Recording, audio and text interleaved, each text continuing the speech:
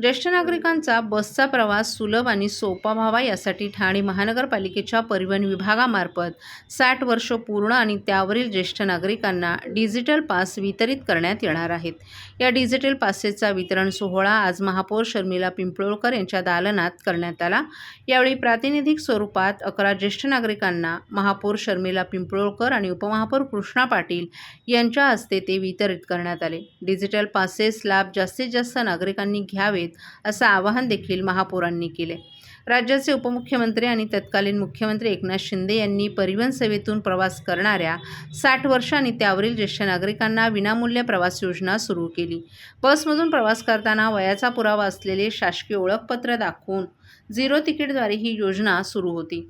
त्याच धर्तीवर प्रशासनानं डिजिटल पास सुरू केलेत. या योजनेला ज्येष्ठ नागरिकांचा उत्स्फूर्त प्रतिसाद मिळत असून 1000 ज्येष्ठ नागरिकांना या पासचं वितरण केलं जाणार आहे. तसंच या योजनेसाठी अर्ज स्वीकारण्याची प्रक्रिया सुरू असून टप्प्याटप्प्यानं सर्वांना डिजिटल पास दिले जाणार आहेत. डिजिटल पास मिळेपर्यंत जुन्या पद्धतीनं झिरो तिकीट दिलं जाणार असल्याचं परिवहन विभागाकडून सांगण्यात आलंय. ज्येष्ठ नागरिकांचा प्रवास सुलभ होण्यासाठी ही योजना सुरू केली असून डिजिटल पासेस लाभ जास्तीत जास्त नागरिकांनी घ्यावं असं आवाहन महापौर शर्मिला पिंपळकर यांनी केलंय.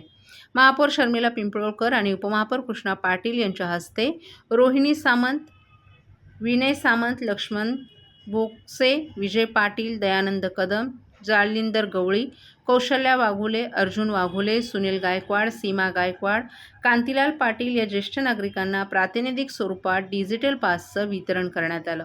यावेळी ज्येष्ठ नागरिकांनी या उपक्रमाबद्दल समाधान व्यक्त करत महापौर आणि उपमहापौर तसंच परिवहन सेवा आणि ठाणे महानगरपालिकेचे आभार मानले. महाराष्ट्र राज्याचे लाडके उपमुख्यमंत्री एकनाथजी शिंदे साहेब यांच्या संकल्पनेतून 2023 मध्ये परिवहन बसेससाठी ज्येष्ठ नागरिकांसाठी 60 वर्ष वयावरील ज्येष्ठांसाठी खरं तर ही योजना अंमलात आणली होती साहेबांनी.